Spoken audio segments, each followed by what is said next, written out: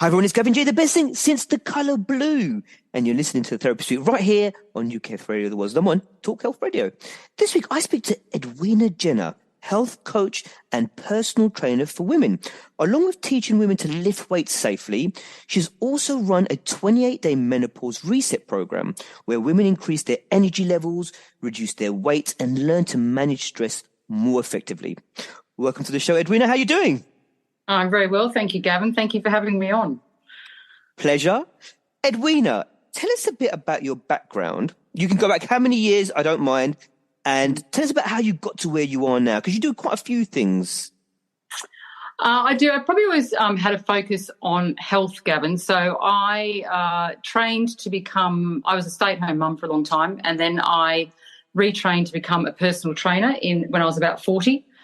Because I'd always had an interest in fitness, and women had always sort of asked me about fitness. So it was a good time. So I retrained as a personal trainer, and I got involved in weights, basically weight training. So I'd always been very much into cardiovascular fitness, like running and, you know, just being on the treadmill and out and about.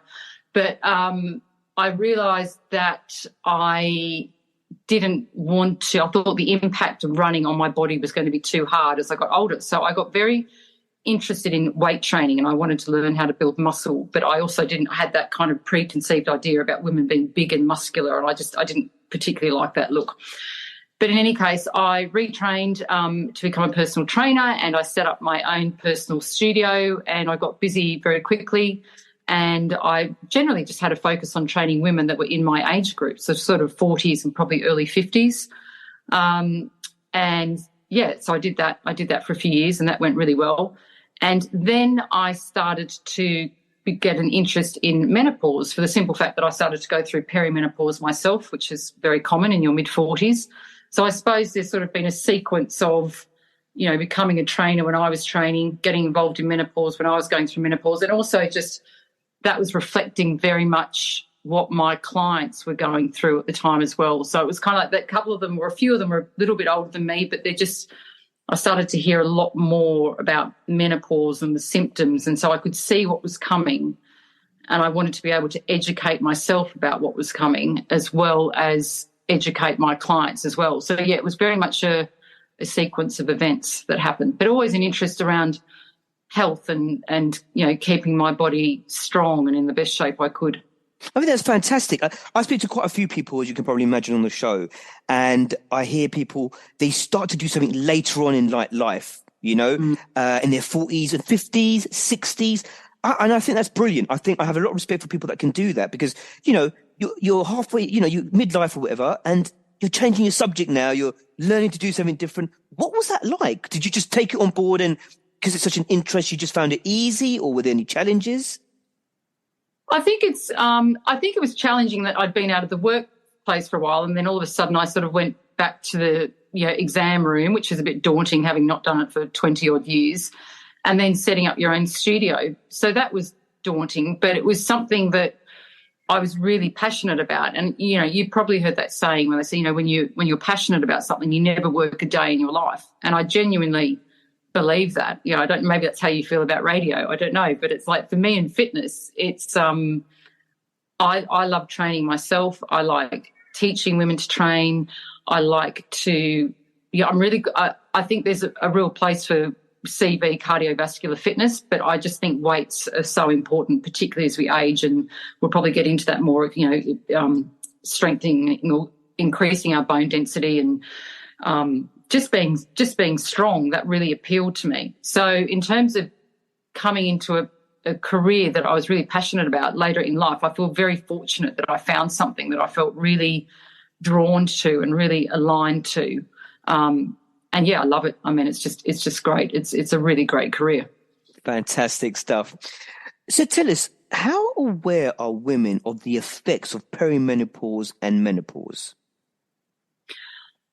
I think it's a really interesting question. I think, what do I think? So going back a few years, I think it's certainly become a lot more in the narrative. You know, Davina McCall did the menopause show quite recently in the last few months, and that's had a huge impact. And I think prior to that, there was kind of like the interest was sort of getting much bigger. So I think it's a real I think it's probably more 60-40. So I think, women come in going, they're aware they're probably in perimenopause and they've got options of like HRT available. And then there's other women that are more like, oh, something's a bit off, but I don't know what it is and I'm fine. And I think women also tend to, wait until things probably get quite bad before they do something about it. So I think it's in the vernacular a lot more than it has been. But I still think there's quite a long way to go. And I suppose I'm probably still genuinely quite surprised when I do have a woman that, a new client quite recently who hadn't really heard about any of the effects of perimenopause, and, she was feeling pretty tired and pretty strung out at the time. So, I'd say it's 60-40, but I still think there's a lot of work to be done. And, it's happening. It is happening. And it's great that we've got a lot more information out there now. What are some of the actual effects, the symptoms? I know you've mentioned tiredness. Is there anything else where, which the ladies experience when they're going through perimenopause or the menopause? So I think the list is about the actual sort of correct, nice guidelines. This is about 30 symptoms. But, 30? The fact is the decline of estrogen affects every cell of our body. So, you are looking at cognitive function, memory, you're looking at, your emotional regulation, you're looking at tiredness, you're looking at learning memory, you're looking at the hot flushes, you are looking at hunger dysregulation, joint pain. It's just the list is quite long in terms of the effects of declining estrogen. And I would say weight gain as well. It affects every area of a woman's body. Basically, 30 and everything you just mentioned. Do you know what comes to my mind? Do you think it affects people? Do you think ladies possibly change in terms of character or personality moving forwards? And I suppose maybe from your own experiences or people that you've known, have they had maybe changed in their character? Because that's quite a number of symptoms, isn't it? It's a huge number of symptoms, and that's not to say that women will get every one of those symptoms. You might get, a woman that gets one of those symptoms. You might get a woman that gets 15 of the symptoms. It's very much, genetic and, what you're predisposed to. But, the fact of the matter is that we have this huge decline in estrogen because we're no longer producing eggs, and it affects, as I said, just about every cell of our body. And we do have the benefits of HRT available to us, so hormone replacement therapy. So women can go to their GP and look to get the rebalance of that estrogen. And quite often when women do go on HRT, they do come in saying, I can't believe how much I didn't feel like myself. So it's like initially, so you get so used to being tired, you get so used to the forgetfulness, you get so used to the brain fog, you get used to the sugar cravings, you just get used to it. You put it down to stress, you put it down to all the external factors, probably too much work, stress at home, age, maybe looking after aging parents. And then there's always this last piece of the puzzle of like, oh, maybe it's my hormones. And then when you go and, if you go to your GP and you get HRT, and then after a week of HRT and having your estrogen, as I said, rebalance, it's like, I can't believe how bad I felt, how tired I was, how stressed I was. It's quite a revelation, actually. So, in terms of not feeling like yourself, I know from my own personal experience, I was 44, about 44, and my emotional regulation was just all over the place, just really teary. My sleep disappeared, just went through the floor. And it's that thing. It's very hard to pinpoint where it's like you're getting on with your day, but you're just not quite yourself. And you're not coping with life as well as you used to. Things that once upon a time didn't rattle you are now really derailing you. And it becomes, and so you find other coping mechanisms. And so, that's when we again probably talk a bit later on about, having a glass of wine every night or looking for sugary snacks. You're looking for comfort, you're looking for distraction because you just don't feel like yourself. But in actual fact, it is this declining estrogen that really is having such an impact on every area of your life. It sounds like it has a massive effect on confidence. Huge.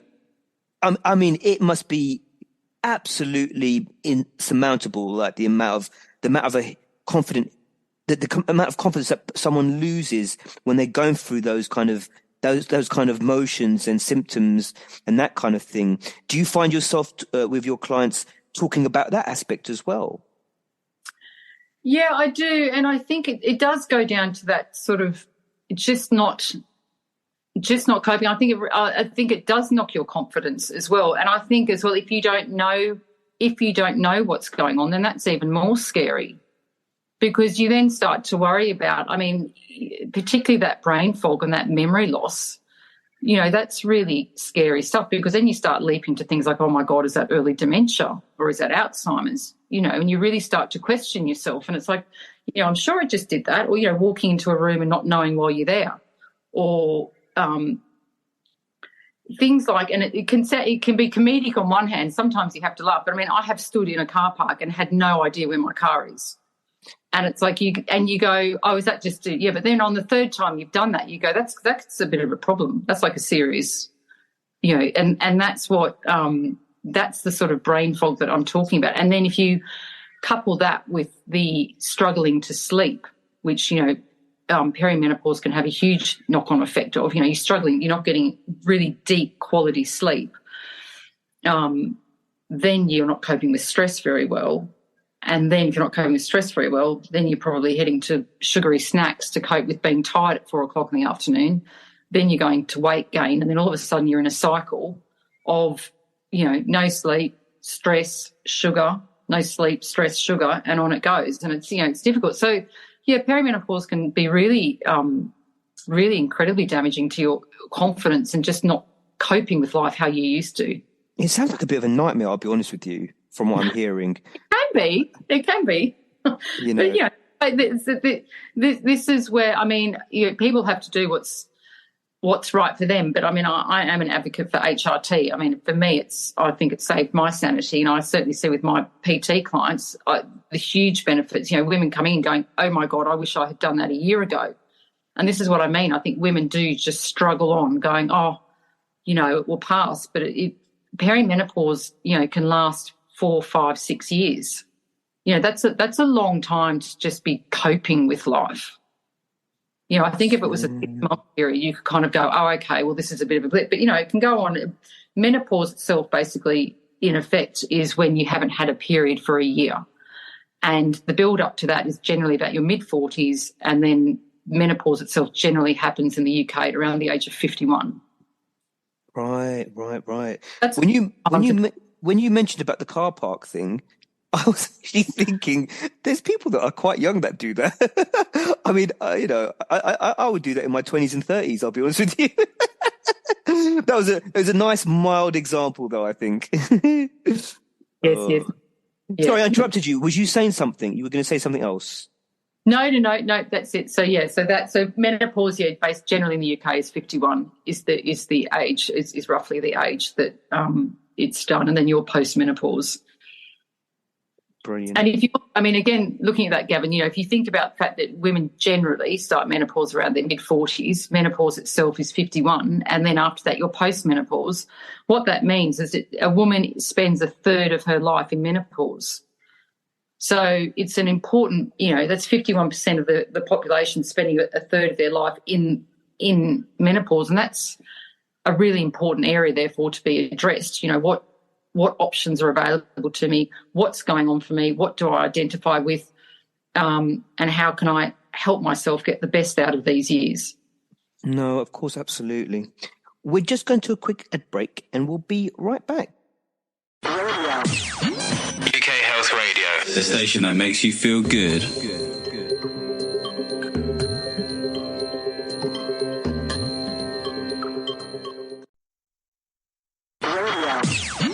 UK Health Radio, the station that makes you feel good.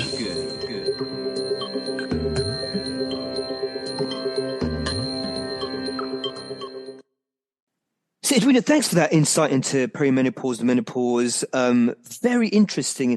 I didn't know how much of an impact it can have as well. And it sounds like, and I know there can be combinations from what I hear of the symptoms.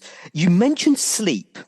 What habits can help to improve sleep? Because you're mentioning that with the menopause, perimenopause, that it can affect sleep basically. Mm. It's a huge issue, isn't it? Sleep, because when you don't sleep properly, the next day it really puts you off. You're like in a different zone. Oh, totally. And I don't know about you. I mean, I can get by with maybe one night of rough sleep, potentially two at a push. But, anything beyond that, there's no area of your life that gets away unscathed from lack of sleep. I mean, it's very difficult. And so if you're going, weeks with broken sleep and waking up because of hot flushes, or you can't get off to sleep because of anxiety, again, all related to declining estrogen and progesterone, the brain really struggles to regulate sleep without estrogen and progesterone as well. So, we don't go into that deep, deep sleep where the brain flushes out toxins and then we wake up feeling refreshed. And if you're going weeks without that, then again, we get into that cycle of waking up tired and just not, kind of being in a bit of a brain fog, getting through our day. Again, it's that thing of not coping with stress. So we raised our cortisol levels, which means, our adrenals are up and pumping out cortisol. And then that's when we head for the sugary snacks and the alcohol to be able to try and wind down. And then you're not going to sleep as well because you're trying to process all the sugar. And then it's cyclical. So sleep is absolutely imperative. And having, good sleep hygiene. I mean, I have to catch myself out with this every now and then. I mean, I think we can all be, we're all guilty of too much screen time. And I'm now at the point where I have got to leave my phone out of my bedroom. I mean, I cannot seem, it's such a drug. I cannot. So addictive. It's so addictive, isn't it? Terrible. So, I've got to leave it out of my room because otherwise I will be lying in bed on my screen at 10:30, literally like not able to get off this phone. So good sleep hygiene, so no screen time, trying not to eat too late at night, certainly not loads of sugary snacks, trying to keep yourself well hydrated, trying to go to bed at the same time every night, and that will give you, and magnesium. Magnesium's great for relaxing. It turns on your parasympathetic nervous system, which is going to just relax you and activate your melatonin, which is your sleep-wake hormone, and give you a much better chance of getting some rest. So magnesium's key as well. But, having a good sort of sleep hygiene routine helps enormously, particularly in perimenopause. Can exercise help with sleep as well, depending when you do exercise? Because I know in some cases you might do exercise and it kind of keeps you a little bit going, it like keeps you a bit awake. But if you do it at the right time of the day, then by the time you get to the night time, you feel tired. Is that something that can help, do you think?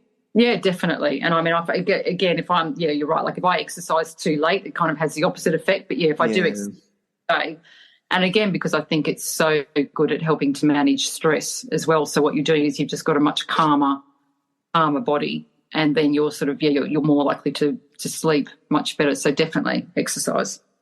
Brilliant. What should women be eating in their perimenopause and menopause years to support their health?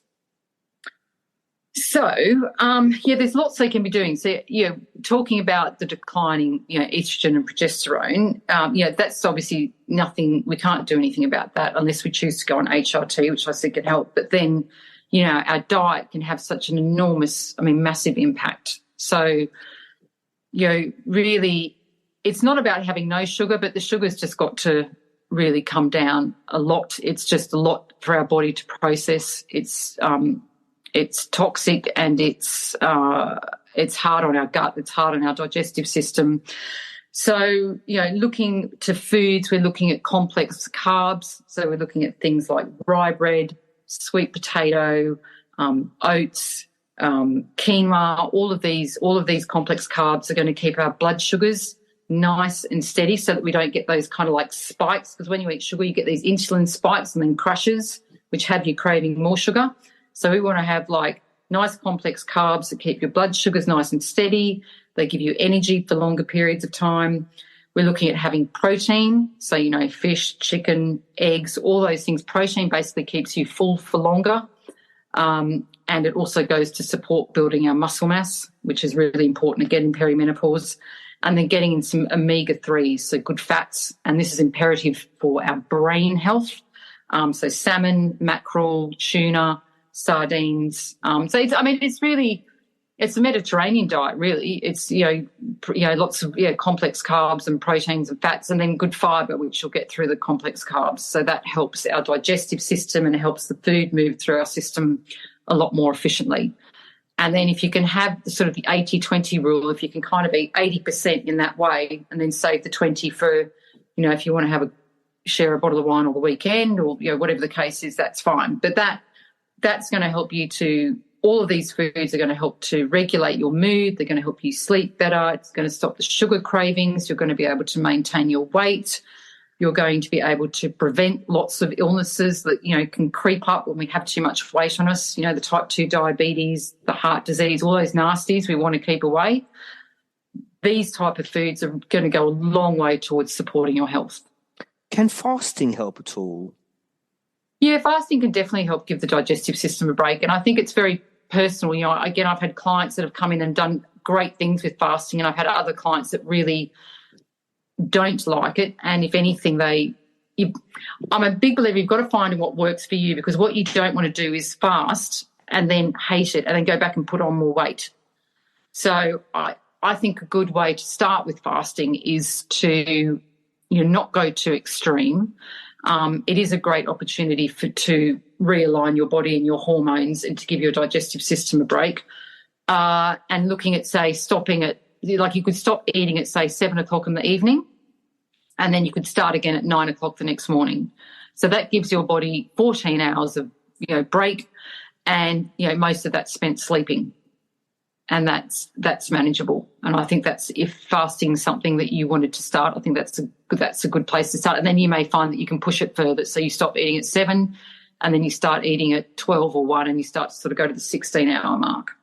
I remember talking to a dietitian about fasting and made some good points. Basically, with fasting, it's got to fit in with your lifestyle. Otherwise, you're just not going to continue it, No. Like, for example, I do like the 16-8 rule. Yeah. So I've got like 16 hours of fasting and 8-hour window where I'll eat food. And sometimes I'll close it. Sometimes it'll be an 18-6 ratio. Weekends, I might let myself go on a Saturday or Sunday. But again, it's altering it to your lifestyle. That's my understanding. Yeah, absolutely. And it's like what works. And I think, again, with my clients, it's also individual. We are all going through, perimenopause or menopause, depending on where you are. And it's about finding what works for you. But this way of eating with the complex carbs, the protein, good fats, and the fibre, finding how you get meals with that in your day, and whether that's through, fasting, or you don't like fasting, you'd rather have the traditional way of eating, that's fine. But it's what works, what's sustainable, what keeps you energized, what stops you feeling deprived. All of those things are really important as well. Because women, I think, as well, in particular, it's all for us, particularly my generation of women that sort of grew up in the 80s and 90s diet culture. It was all about restriction. It was all about less than. It was all about being smaller and less than, and that was really the narrative that came through. And I just can't stand that. I bore that narrative, and so that's why I really push away from any sort of diet culture, and I really belong just having good foods that are going to give you good nutrient-dense, quality macronutrients, micronutrients, support you through your menopause years, give you energy. You can sustain it, make great recipes, and it's something you can carry on forever. I'm guessing excessive alcohol or smoking is a bit of a no-no. Funnily enough, actually, I suppose I've got a couple of clients that might vape. I don't know that I know any. Vapes, I don't know. It's a bit of a open category of vaping, isn't it? I don't know anything about it. I've never vaped before. I know people that do it, or maybe they're trying to do it to come off smoking or whatever it might be. I suppose when I mention smoking, I mean like actual cigarettes and, the old school. I think they've all gone to vaping. And then it's like, I mean, I don't know anything. I assume one minute I heard vaping was okay, and then now I know vaping is the equivalent of smoking 16 million cigarettes. So I've heard some mixed views as well. Yeah. But I suppose with the menopause, perimenopause, smoking, or as I said, excessive drinking, because you mentioned drinking in portion, as in small portions. I'm making a bigger guess here. I have no idea, but I'm guessing it won't affect the person so much as obviously if you're doing, excessive amounts of alcohol drinking. Yeah, and I think, having a glass of wine or whatever, a drink on the weekend is totally fine. But, I mean, it's just the way we process sugar now, and it's very different to how it happened a few years ago. And it's, alcohol, having a drink every now and then is absolutely fine. But, in a lot of respects, it's also, you could say it's kind of like liquid sugar. And, women are up against, I talk about, rather talking about it than it being about weight loss, it's more about how can you hormonally balance or eat for your hormonal health, because we've got lots of things going on like our hunger hormones, which are called ghrelin and leptin. And ghrelin tells us when we're hungry, and leptin tells us when we're full. And basically what happens is the more leptin's made in our fat cells, and the more leptin we have on us, the more fat cells we have on us, the more leptin we have on us.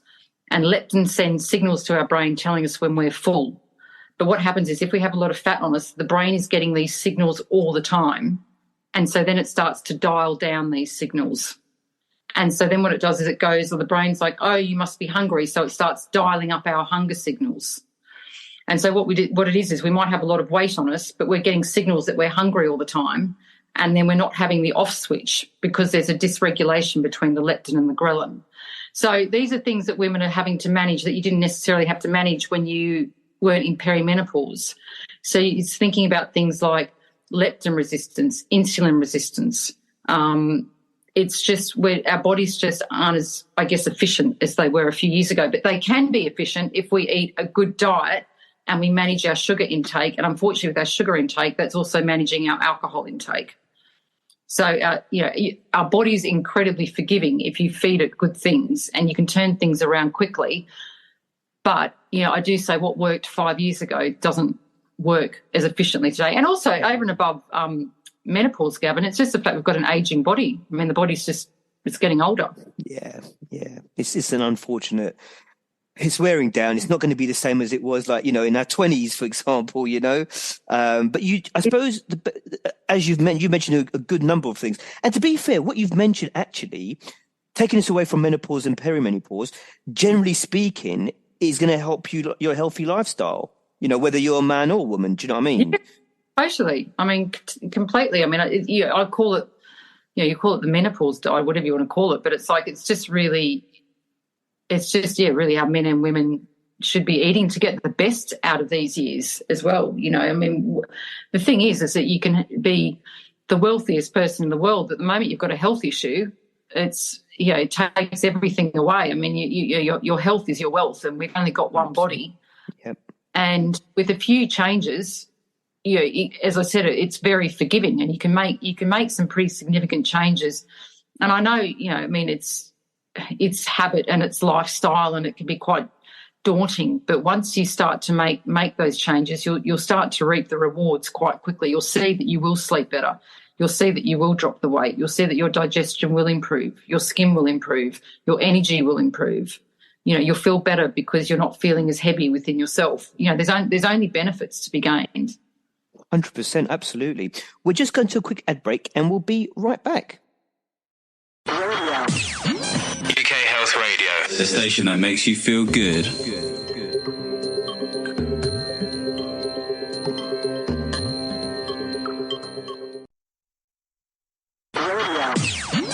UK Health Radio, the station that makes you feel good.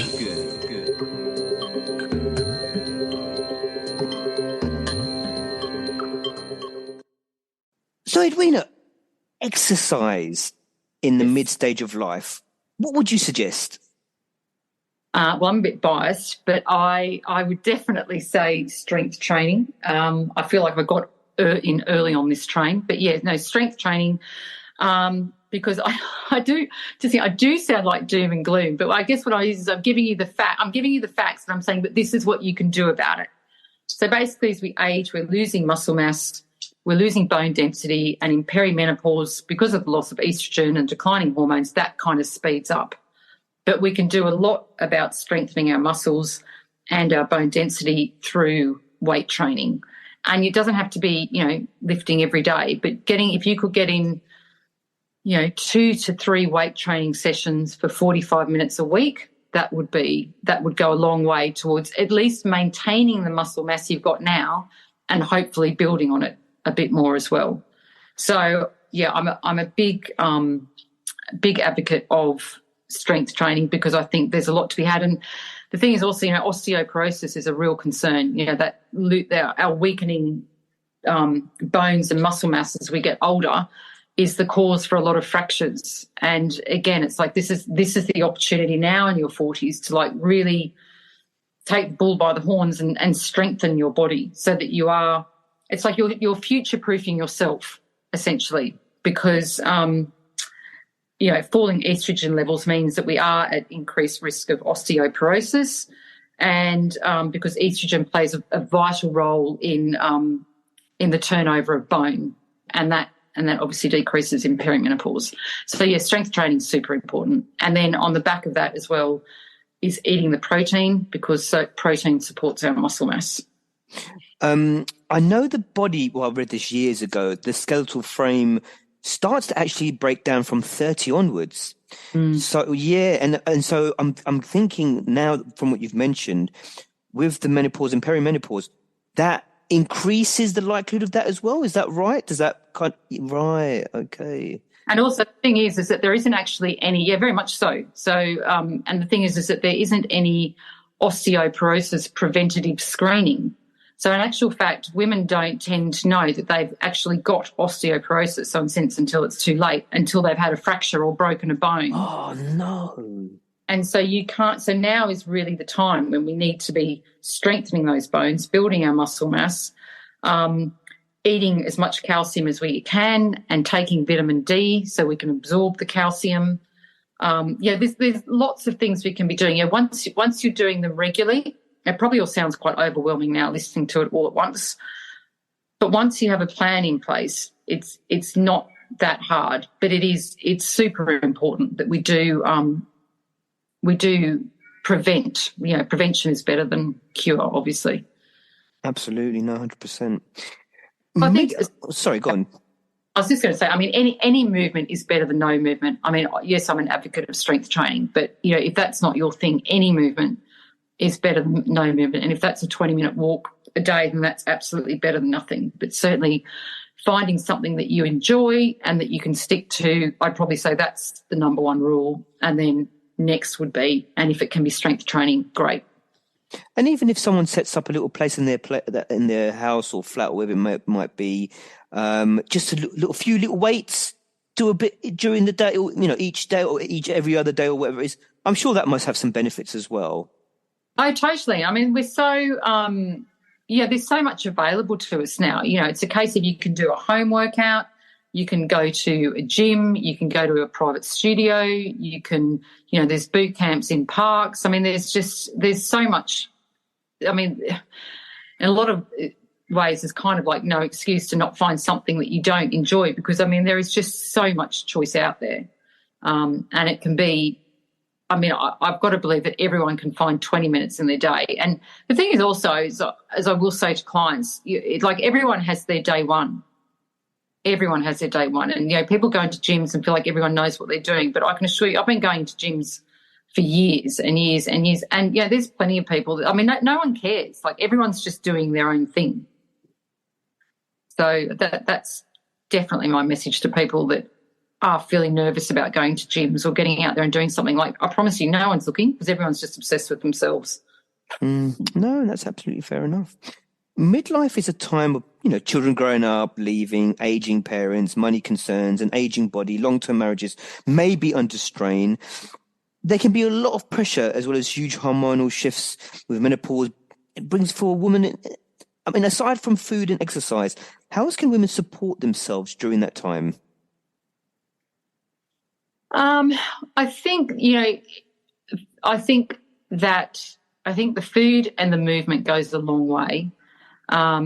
And then I think it's about learning to find a place that you can get some calm and some quiet. And I think, a lot of this can sort of be maybe not as much anymore, but, written off as woo-woo or whatever. But learning to meditate or doing journaling where you can get some space and some separation from your thoughts, and you can get, some perspective about what's gone on with your day, learning some breathing techniques so that when you're under stress you can learn skills to calm down your nervous system and not be so reactive.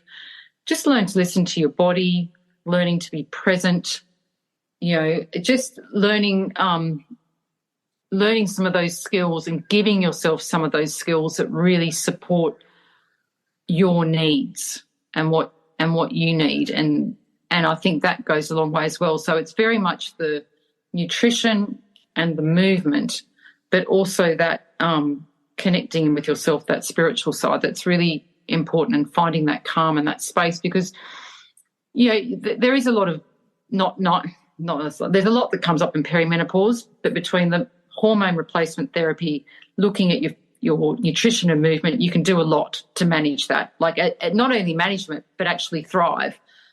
But also it's like they call it the change for the reason, and this is a real opportunity in your life to just take some space and work out what you want for yourself. Because, back in our early 20s, it was all about kids and marriages and mortgages and careers and moving and making money and building a life and stuff. And I think in your 40s and 50s, it's now we've done a lot of that, and you can have a real time to sort of reflect and work out on what you want for your life and how you want to move forward. And that involves giving yourself some space and slowing down, and some self-compassion and self-kindness as well, just not being so hard on ourselves. Absolutely. I've done quite a few shows, and the number of times journaling comes up and breathing, they're two things that come up, but especially journaling, writing things down, keeping a private journal, obviously, keep it away from everyone, somewhere where you can share your own private thoughts, put it on paper. It's quite surprising how much you kind of release from yourself from just writing things down. And do you know what I mean? It just kind of letting it all go. Do you have a journal yourself? Do you find that, or? I have loads of journals. No. Here we go, everyone. Let's have a little, let's pry into Edwina. So what was the last thing you put in there? No, I'm just joking. Anyway, so. I burned. No, and again, I say to clients, I have bought so many journals and stuff in the past for clients, Gavin, because it's such a place, as I said, it's not a place for perfectionism or grammar or any. It's like literally you download. You can start off with, I have just had the worst day, or whatever it is. It's your own private space to completely dump everything. And I think personally, journaling, I think, allows you to separate from your thoughts and to really step back from a situation and get some clarity about what's going on in your life. And it creates self-awareness as well. And it gives you perspective. And, I mean, I find that when I write, and I do write at the end of every day, I just have more space to think. It's just it's out, and when it's out, it's released. And then by releasing it, it releases me. And so I find enormous power in journaling and writing, and I think it can be really, really therapeutic. That's brilliant. I think it's a fantastic thing. If a woman is feeling overwhelmed and does not know where to start in terms of looking after her health, what are 3 things she can do to start doing today to help her feel more in control? I would say the first thing I would say, if she's feeling overwhelmed, and the first place to start would be really to have a look at just sugar. Sugar's just that's just something that's within your control, that it creates a lot of inflammation in your body. It obviously adds with weight, it disrupts sleep because it upsets your digestion. It's just not great, sugar. So if you can't, and I'm not saying eliminate it on day one, particularly if you're overwhelmed, but certainly look at where you can start to get cut down. Number two, I would be looking at movement. So, how can I get some movement into my day? And number three, in all honesty, I would be looking at journaling. I'd be looking, and if you don't know where to start with journaling, you literally just go and buy yourself a journal book from Wilco for £1 and look online. There's journal prompts. And that, you give journaling just to go for 5 or 10 minutes a day for a week, and I think you would be very surprised at how much benefit. And I think all three of those things are completely free. Cutting back on sugar, going out for a walk, and £1 for the journal, or a piece of paper at home. But yeah, they're those three things you can start straight away. I think that's fantastic. Are there any upsides to the perimenopause or menopause? I think once you get it, get a handle on it, and again, it's just, it's, if you're fighting it and thinking, oh, this is just a phase and everything will be fine and da-da-da-da, it's like it makes it much harder. But I think if you just accept where you are, you look at what your options are. So, there is, as I said, HRT through your GP, or and looking to know what changes you can make through your diet and getting some movement in. Once you get that happening, I think it can be a really exciting time. I think it's like, as I said, they call it the change for a reason, and it's like this is a time to make a real gear change in your life. What do you want for yourself? How do you want your life to look? How do you want to behave? What is it you need? What changes can you make? Your kids are generally a bit older now. We've been around for a while, and I think it's taking a look at ourselves and going, right, what do I want for this next part of my life, and how am I going to make that happen? And I think that can be hugely exciting, really, really exciting. So that's why, I really want to empower women to be in their best health, so that then they can go and do that, do what they want to do, go and live their best lives. It's a hugely exciting time. Brilliant. I think absolutely. You're starting again, aren't you? You're kind of starting life again in a way, just the next chapter, basically. Yeah, starting life and potentially also starting life how you want it. Because I think quite often when we come out of school and we're all sort of pumped out of school and pumped out of university, we quite often fall into things. And we fall into careers and quite often fall into marriages, and then life goes on, and that's fine. And lots of that is absolutely wonderful, and lots of that's really hard, and that's just the way life is. But this is a time when actually now you can be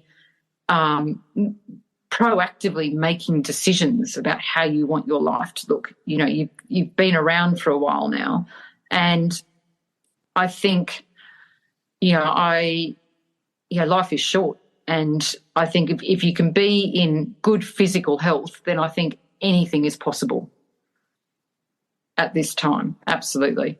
Yeah, I totally agree with that. Because with keeping a good exercise regime, dieting regime, it improves mental well-being on the whole. So, and you look at things more positively as well, I think. Yeah, I think just being in good physical health and good mental health, then nothing is really stopping you from doing whatever it is you want to do. You might, I think, well, like myself, becoming a personal trainer in my early 40s, having that complete career change and working for myself. And you've also got a skill set. I mean, it's interesting. It's like I don't know that I would have had the confidence to do what I do now back in my early 20s, but I've got the confidence and also, I guess, the wisdom of my years in addition to your studies, and I think those three all go together really well. So I think anything's possible in your mood. I kind of think more's possible, actually. More is, absolutely, like no limits. Absolutely, no limits. Where can people find you if they want to, get some advice, or they want to use some of your services? Are you on social media or? Yes, so my social media is Edwina Jenner Coaching on Instagram, and on Facebook I'm Edwina Jenner Mindset Coach. Brilliant. Is there anywhere else they can find you? Have you got a website, anything like that? Yeah, I do, edwinajenner.com. Brilliant, excellent. Thank you for your time today, Edwina. It's been brilliant. Thank you, Gavin. Thanks so much. And thank you to our listeners. You know, you can find me at GavinJ417 on Instagram. Until next time, take care.